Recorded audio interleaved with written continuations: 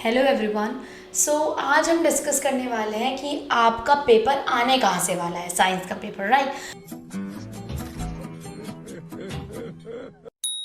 तो आपका साइंस का paper is not that difficult every year, लेकिन इस बार चांसेस है कि थोड़ा सा मुश्किल आपका पेपर आए। मुझे अपने घर जाना है मुझे घर जाना है, क्योंकि कोविड की वजह से लास्ट 2 इयर्स से ज़्यादा मुश्किल पेपर आ नहीं रहा था, लेकिन इस बार ही थोड़ा ठीक ठाक सा पेपर शायद आप लोग का आएगा, क्योंकि प्रैक्टिस पेपर भी काफ़ी ठीक था। तो इसलिए आप लोगों को बहुत अच्छे से प्रिपरेशन करनी है। तो मैं आप लोग को एक आइडिया देने वाली हूँ आज इस वीडियो में कि आखिर आपका पेपर आने कहाँ से वाला है और क्या टॉपिक्स हैं जो आपको 101% कवर करने हैं।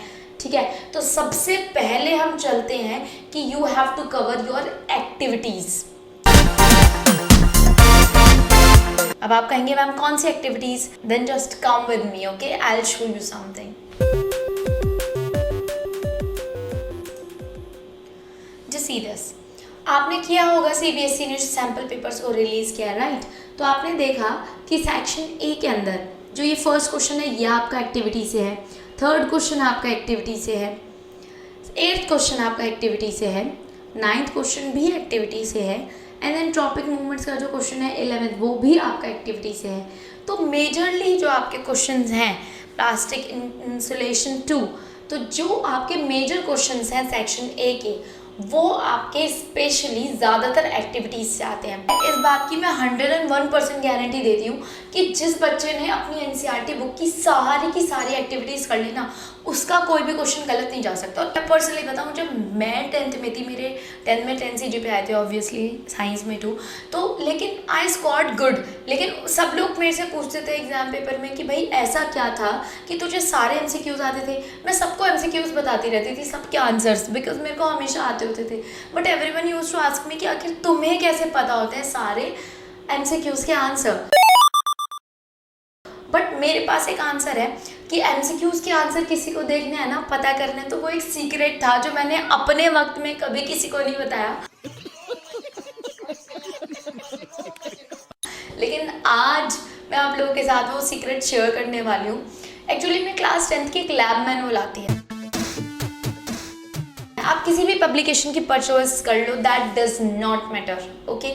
लेकिन आप जो है एक लैब मैनुअल खरीदो, उस लैब मैनुअल में ऑप्शंस होते हैं, होगी भी आप लोगों के पास लैब मैनुअल। उस लैब मैनुअल में जितनी एक्टिविटीज़ हों और उसमें MCQs भी होते हैं, हर एक एक्टिविटी के साथ 10 MCQ होते हैं, वो सारे के सारे MCQ कर लो। मैं 101% गारंटी देती हूँ कि ऑब्जेक्टिव के 20 में से एक क्वेश्चन भी गलत नहीं होगा तुम्हारा। इस बात की मेरी 101% गारंटी है तुम लोग को, ठीक है, क्योंकि मैंने पर्सनली वो चीज़ें की हैं, तो इसलिए आई नो कि कहाँ से आते हैं MCQs। ओके गाइज, क्या बोला तूने?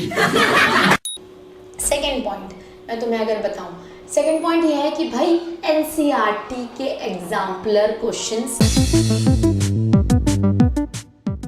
एनसीईआरटी के बीच में जो जगह जगह पर बॉक्स में वो नोट करके दिए होते हैं ना क्वेश्चंस, वो क्वेश्चंस सारे कर लेना तुम लोग, ठीक है। वो क्वेश्चन मत छोड़ना। अगर अभी तक तुमने कुछ नहीं भी पढ़ा है ना, तो वो सारे के सारे क्वेश्चंस कर लो। उनमें से डायरेक्ट क्वेश्चंस लगते हैं। बैक एक्सरसाइजेस में जो क्वेश्चंस आपके हर चैप्टर के दिए होते हैं वो कर लो उसके बाद, ठीक है। तो आपको अपनी जो प्रायोरिटी लिस्ट है ना वो इसी तरीके से रखनी है। पहले आपको क्या करना है, लैब मैनुअल करना है, एक्टिविटीज़ करनी है। देन सेकेंडली आपको एग्जाम्पलर क्वेश्चंस करना है, क्योंकि वो बहुत ज़्यादा इंपॉर्टेंट है। थर्ड आपको एनसीईआरटी की बैक की एक्सरसाइज करनी है, ठीक है। देन अगर आपका इतना हो गया है, देन आपको पूरा का पूरा रिविजन करना है एक बार। उसके बाद गो फॉर PYQs, ठीक है। जो मोस्ट रिपीटेड PYQs हैं, मैंने लिंक ऑलरेडी डिस्क्रिप्शन में दे दिया है, आप वहां से जाकर के भी मोस्ट रिपीटेड PYQs देख सकते हैं, ठीक है। तो आपको वो मोस्ट रिपीटेड PYQs करने हैं। देन आपको रिवीजन करना है, क्योंकि आप जितना ज़्यादा अलग अलग जगह से चीज़ें बटोरने की कोशिश करोगे ना, उतना ज़्यादा आप लोग के साथ में गलत होता रहेगा, ठीक है। तो आप लोग को इतना प्रोसीजर फॉलो करना है। गाइस, चैनल को लाइक, शेयर एंड सब्सक्राइब जरूर कर देना। And all the best for your exams, 4 के आना पेपर, ठीक है। एंड मेरे को कमेंट सेक्शन में ज़रूर बताना कि कैसा हुआ आप लोग का exams. Bye, tata, see you.